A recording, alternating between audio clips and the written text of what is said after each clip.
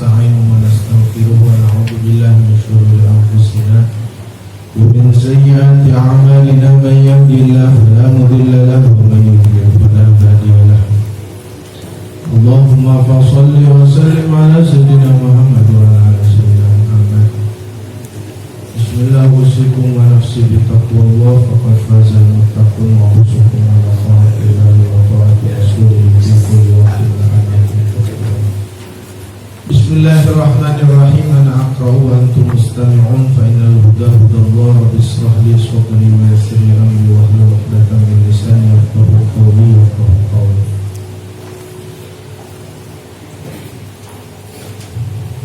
Jadi sebelumnya mohon maaf ada sedikit miss kemarin yang dibaca. Ternyata yang kemarin dibaca udah dibaca. Kita lanjut ya, karena waktu di Sadeng itu hadis ke-240. Berarti sekarang hadis ke-241. Kemarin kita atrek sedikit terkait di fawatil asli di bayi udrin. Sekarang kita ke-41.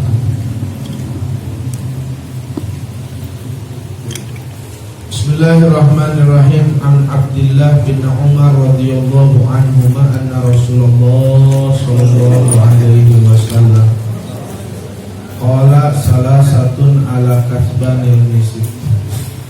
Dari Abdullah bin Umar radhiyallahu anhuma, mudah-mudahan Allah meridhai keduanya, anna Rasulullah sallallahu alaihi wasallam, bahwasanya Rasulullah sallallahu alaihi wasallam qala bersabda, salah satun, ada 3 golongan, ala kasbanil miski, yang ditempatkan di taman misik, ditempatkan di taman misik. Arahu, aku melihatnya, kata Rasul. Qala, berkata kembali Rasul, yaumal qiyamah, pada hari kiamat, satu abdun, salah satu hamba, ada hak Allah, yang melaksanakan hak Allah, wa haqqa mawalihi, dan hak tuannya, hak tuannya, wa rajulun, dan seorang laki-laki, amma kauman, yang mengimami satu kaum, wahum, dan sedangkan mereka para kaum, bihi, terhadap si rajul tersebut, raduna, dalam keadaan ridho, wa rajulun, dan seorang laki-laki, yunadi bis sholati, yang memanggil untuk sholat, dalam artian yang mengumandangkan adzan. Yunadi bis sholatil khamsi, sholat yang 5, fi kulli yaumin wa lailatin, di setiap hari dan malam. Rawahu Ahmad, diriwayatkan oleh Imam Ahmad. At-Targhib min imamatil rajuli qaum. Para kiai yang tidak bisa disebutkan satu persatu karena kami musyawarah khusus guru kita, Amin Kiai Haji Fahmi, maka Allah bihayati wa qulatum alaihi, amin ya Allah ya rabbal alamin. Begitu juga kepada Sahibul Bait, kesatuan kita, orang tua kita, wa najatul mutallib, mudah-mudahan Allah panjangkan umurnya dalam keadaan sehat wal afiat fi hatilah, amin ya Allah ya rabbal alamin. Dan seluruhnya santriawan, santriwati, bapak-bapak, ibu-ibu, jamaah, alumni, para ibu. Hadisnya tentang targhib bil imamati ma'al ikmami wal ihsan. sadedemen pangdedemen di dalam keimaman, mengimami dengan kesempurnaan dan berbuat baik dan kebaikan. Hadis yang ke-241 ini adalah jaminan buat 3 orang yang akan diam di taman misik. Ada keistimewaan. Jadi di akhirat walaupun surga itu indah, tapi tetap ada orang-orang yang Allah istimewakan. Ya, sebagaimana nanti di padang mahsyar Nabi Ibrahim mendapat keistimewaan menggunakan baju yang pertama kali. Jadi pada mahsyar kita orient, telanjang semua. Nah, yang dapat kasah, yang dapat baju pertama kali Nabi Ibrahim. Setelah itu Nabi Muhammad. Tapi Nabi Muhammad bajunya lebih bagus dari Nabi Ibrahim. Jadi Nabi Ibrahim dapat keutamaan baju pertama kali, Nabi Muhammad dapat keutamaan baju yang lebih istimewa. Itu seperti itu. Jadi ada keistimewaan-istimewaan. Seperti yang rajin ta'lim wa ta'allum, ya, yang rajin belajar, seperti insya Allah kita ini tergolong ya. Itu pun dapat keistimewaan.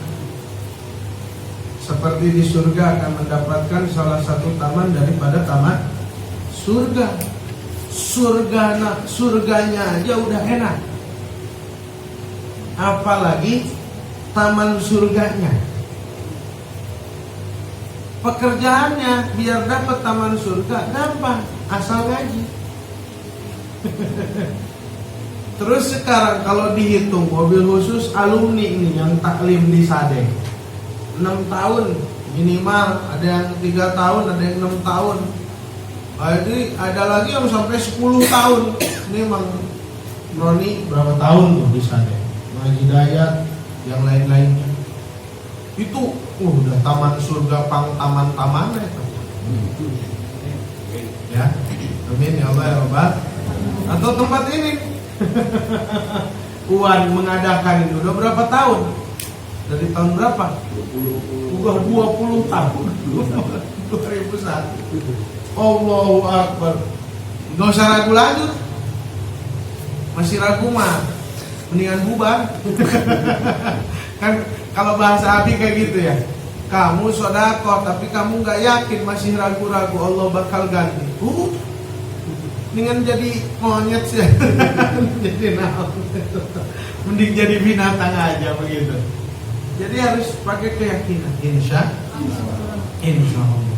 Bahkan ada satu kisah itu kan tentang salah satu penggali kubur. Jadi ada ibu datang, seorang ibu datang dikasih penggali kubur. Tolong galikan kubur untuk ini terjadi di Syam, Damaskus. Tolong galikan kubur. Oh iya, digali oleh dia kubur. Gak lama datang jenazah pakai keranda. Datang jenazah pakai keranda, dibopong biasa seperti itu, digali, udah pas mau ditaruh ini si mayat ke bawah, subhanallah, ini ada 2 orang yang tak dikenal dari dalam kubur. Jadi si penggali kubur mau ngambil, diambil duluan, wajahnya begitu bercahaya. Dan si penggali kubur ini meyakini kalau yang menyambut terlebih dahulu adalah malaikat, sehingga pingsanlah si penggali kubur. Diangkat, dan itu ada Bilal melihat ada keramik masuk ke dalam, dan begitu luas sekali masuk. Setelah diangkat, dikuburkan. Dapat 2 minggu, datang lagi si ibu ini, tolong galikan kuburan lagi. Tolong galikan kuburan. Digalikan lagi nih kuburan. Datang lagi dan begitu juga terjadinya. Disambut oleh 2 malaikat, ada keramik sampai ke dalam, disambut, lantas dikubur kembali. Subhanallah. Akhirnya, tapi yang kedua si penggali kubur ini nggak pingsan. Dikejar si ibu. Wahai ibu, apa gerangan dan siap apa gerangan yang terjadi? Dan siapa dua orang tersebut? Yang pertama anakku yang tidak henti-henti belajar dan mengajar ilmu. Emang ada apa tragedi? Sebelum aku menyambutnya, dua malaikat telah menyambutnya terlebih dahulu. Nah kalau yang satu lagi siapa? Itu abangnya. Kana najjaron. Dia itu adalah tukang kayu. Tukang kayu. Loh, yang satu oke lah tolabul ilmi. Oleh kan pencari ilmu, alim, orang mutalim. Yes dah. Siap dah, bagus dah. Ini kedua najjaron. Tukang kayu, iya, dia itu tukang kayu, tapi dialah yang membiayai adiknya untuk mencari ilmu. Jadi ternyata sampai seperti itu, sampai seperti tidak ngaji, tidak taklim, dalam artian tidak pesantren, tapi dia membiayai, mendapatkan derajat yang sama. Alhamdulillah. Nah ini kan keistimewaan. Ada surganya itu udah istimewa. Surganya udah istimewa. Ditambah lagi kita diam di taman surga lebih istimewa lagi. Begitu. Nah ini pun tiga golongan diistimewakan oleh Allah di dalam taman misik. Kita kalau masuk ke tukang minyak wangi itu seger ya, resep gitu ya. Baru masuknya aja kita, Masya Allah, ini ada minyak wangi ini, ada minyak wangi ini, adem gitu bawaannya. Beda kalau ke apa, tukang ikan, kadang-kadang kita agak, apalagi yang nggak seneng ikan nih. Atau ada orang masuk ke tukang durian nggak seneng durian, ini repot ini ya. Tapi kalau minyak wangi siapa yang nggak demen gitu? Masa ada kasih minyak, ya gak enak. Saya mah seneng yang bau-bau. Karena yang bau pasti enak. Iya pete gitu maksudnya. Nah ini keistimewaan kasbanil miskin. Kata Rasul, aku melihatnya pada hari kiamat. Siapa itu? Abdun adda haqqallah wa haqqa mawali, yang mengerjakan, menunaikan hak-hak Allah dan hak-hak tuan-tuannya. Dalam artian ini ada seorang abid ya. Kalau zaman dulu itu masih ada abid. Nah itu harus nurut sama si tuannya ini. Ketika dia menjalankan hak Allah dan hak mawali, maka orang ini akan mendapatkan salah satu keistimewaan, yaitu diam di taman misik. Subhanallah, taman misik, kita bayangkan harganya saja, katanya segramnya ada yang 500 real ya. 1 gram 500 real kali 4.000, 2 juta. 1 gram doang 2 juta tuh. Cuma pakai sekali aja langsung ini ya. Insyaallah. Nah, kata Mang Haji Fahmi, pakai misik yang harga 2 juta sekali pakai langsung nyari. Nah, bagi para asatid yang masih takut istri, silakan beli misik. Wa rajulun amma qauman wa hum bihi radun. Seorang laki-laki yang menjadi imam untuk satu kaum dan kaumnya ini merasa ridho. Dan kaumnya ini senang diimamin sama dia. Nah ini Abi suka nyontohin, hati-hati kalau ada imam gak disenengin sama makmum. Karena apa? Karena memang bacaannya salah. Wadduha walaili saja mawad. Abi suka nyontohinnya kayak gitu. Acak-acakan. Ya. Alam tara kaifa qala rabbuka bi ashabil fil alamin talqadaw fitan wa arsalahu ghairil maghdubi alaihim waladdallin. Cek mamun kunan amin 2 kali urusan. Karena kecepatannya. Jadi buatlah makmum-makmum ini menjadi ridho, senang. Mau ngimamin agak cepat, makmum senang. Mau ngimaminnya santai, senang. Ya, karena kalau orang yang bacaannya fasihat, bacaannya enak, itu makmum pun senang. Kayak kita kalau sholat di Masjidil Haram, lama-lamanya, cuman karena yang imamnya enak, atoh gitu ya, senang gitu. Kan dengerin musik aja kalau yang nyanyinya enak banget tuh, enak gitu ya, nikmat. Begitu. Karena mereka sudah terlatih. Sedikit cerita, dulu saya pernah nih. Dulu saya waktu di Madinah, waktu haji di Madinah, saya di atas, di tingkat kedua. Itu kalau hajian dibuka. Ceritanya saya ini lagi baca Quran nih. Ada orang Arab dekat sama saya. Aina ta'allamta ya Syekh? Oh, ta'allam di Indonesia. Saya belajar di Indonesia saja. Di mana kau belajar? Aku belajar di Indonesia saja. Masya Allah, qira'atu kajegina. Bacaanmu bagus. Orang sombong sekali. Disebut bagus sama orang Arab kan? Subhanallah. Karena sombong langsung dibales sama Allah Subhanahu wa ta'ala. Kita turun dari tingkat kedua ke bawah, kita baca Quran agak kencengan. Ada yang muji lagi kan ya? Enggak lama, enggak taunya di bawah itu orang lagi pada baca Al-Quran. Ternyata itu calon-calon imam Masjidil Haram. Langsung ngerak udah. Atau bacaannya udah empuk gitu, udah kayak makan kerupuk, renyah banget gitu ya. Kalau kita kan baca Quran masih ada ngambeknya gitu ya. Karena salah nih. Sami'un basir, nyahu sami'un alim, sami'un basir. Ngadat baca Quran ngadat. Masyaallah, tabarakallah. Tuh, jadilah imam yang wabil khusus benar bacaannya, enak didengarnya.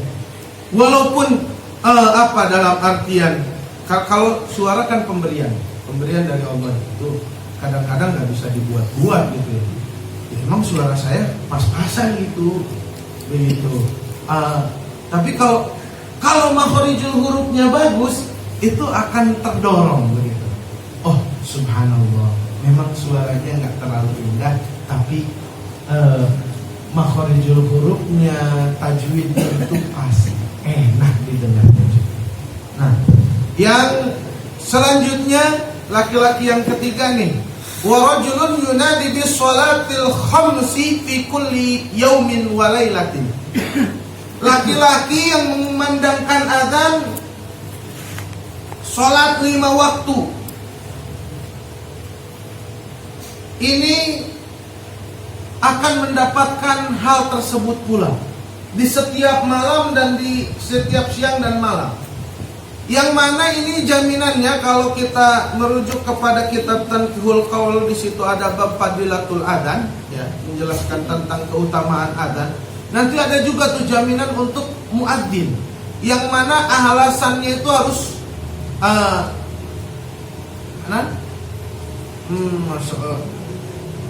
ihtisaban ya. Jadi alasannya itu harus ikhlas.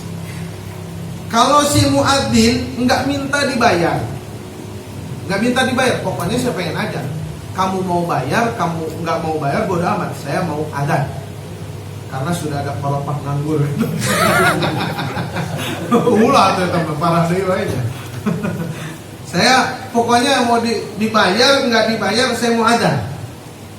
Alasannya tuh imanan wa tisaban, karena iman dan keikhlasan. Nah, kalau sudah seperti itu, alasan dengan seperti itu, ini akan mendapatkan keistimewaan tersebut. Tapi seandainya dia minta dibayar, nah ini beda lagi. Adapun urusan boleh atau tidaknya minta dibayar, ya boleh, sah-sah saja. Misalkan muadzin nih, minta dibayar, saya minta dong ke masjid. Ayo sekali adzan berapa? 5.000 apa 10.000, 15.000. Tapi nanti dinilai dulu gitu kan. Dulu pernah lomba adzan tingkat TK juara berapa nih? Kalau pernah ada juara 1 gitu. bisa naik lah bayarannya. Nah ini yunadi bis sholati, dan azannya juga usahakan yang benar. Jangan asal-asalan, karena ada pembahasan tentang tamtid gitu ya. Terlalu banyak cengkok dalam azan.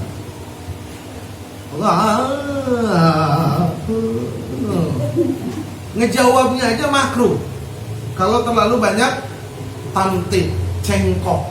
Itu pernah terjadi karena dahulu itu kan Abi Mahduro. Abi Mahduro itu salah satu muadzin Nabi, masih kecil. Abi Mahduro ini waktu masih kecil suka sama teman-temannya ngehina ajan dia. Abi Mahduro ngehina ajan dia sama teman-temannya. Wah. Kata Nabi, siapa itu? Ngeledek ajan nih, bocah-bocah kecil. Lari. Sahabat lagi kumpul-kumpul lagi, ada lagi. Lari lagi. Ketika itu Abi Mahduro ikut-ikutan nih, anak-anak kecil nih. Yang lain lari, Abi Mahduro lari di tempat. Dikejar sama sahabat nih, Abi Mahduro lari di tempat, nggak bisa maju.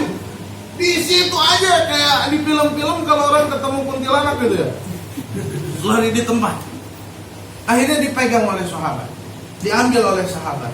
Setelah diambil oleh sahabat, ini Abi Mahduro dipegang ubun nih, apa? Ininya nih pegang sama Rasulullah Sallallahu Alaihi Wasallam. Dipegang, kata Abi Mahduro, itu dinginnya terasa sampai, ademnya itu terasa sampai hati.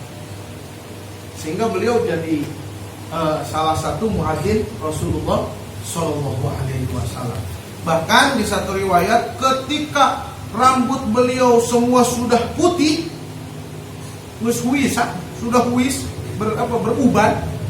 beruban, yang bekas dipegang Nabi tetap hitam.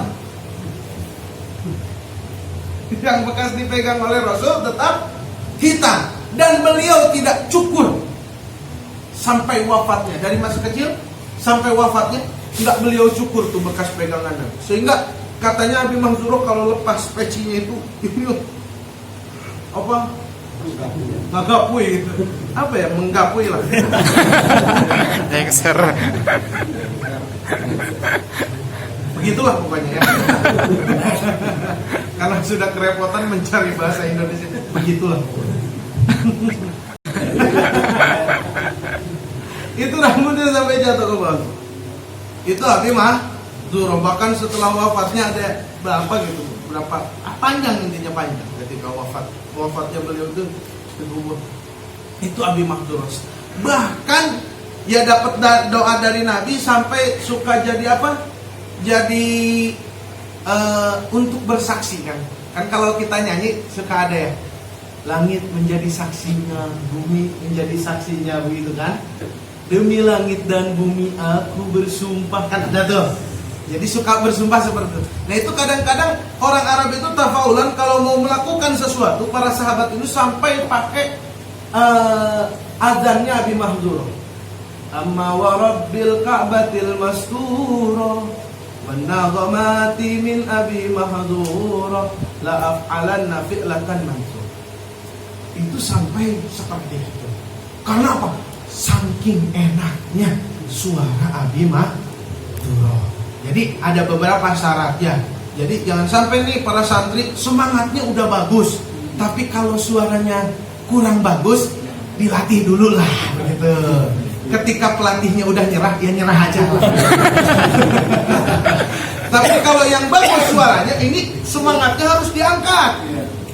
Ya, jadi para santri jangan karena semangat Anda tinggi merusak citra pesantren.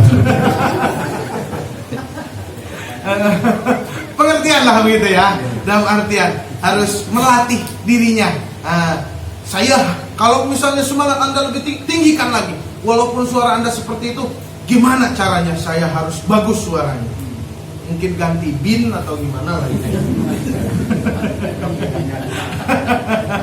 Bisa ada gura atau ada urut tenggorokan kan, macam-macam. Nah nanti supaya enak, nanti yang udah suaranya bagus dibimbing azannya, sholawatannya biar enak. Nanti yang belum bagus suaranya liatin, dengerin, ikutin kalau bisa. Kalau nggak bisa sadarin. Nah sekali lagi hadirin yang dimuliakan oleh Allah Subhanahu Wa Taala, itulah tentang azan. Nah mudah-mudahan ada manfaat barokahnya. Sekali lagi Wan, mohon langsung pamit karena memang ada tugas tahlil ya, pada malam hari ini. Tapi mudah-mudahan insyaallah di minggu berikutnya setelah selesai 40 harinya, insyaallah saya akan berjalan seperti biasa sampai selesai taklim guru kita semua. Akademini walafu minkum ihdinas siratal mustaqim. Hadani Allahu wa iyyakum ajmain. Assalamualaikum warahmatullahi wabarakatuh.